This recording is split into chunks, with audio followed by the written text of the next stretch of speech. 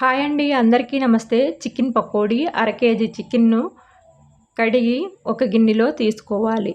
1 spoon salt, 2 స్పూన్లు కారము, చిన్న స్పూను పసుపు, చిటికెడు సోడా ఉప్పు, 1 స్పూన్ మిరియాల పొడుము, కార్న్‌ఫ్లవరు, 1 ఎగ్ కొట్టి వేసుకోవాలి. కలుపుకోవాలి.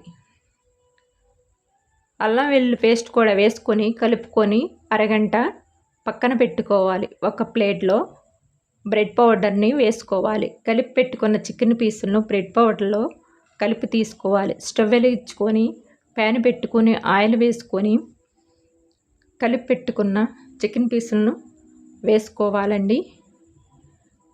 ఎగ్ వేయటాన నూనె పొంగింది. వేగిన తర్వాత తీసుకోవాలి. చికెన్ పకోడీ మీకు ఎలా ఉందో చెప్పండి.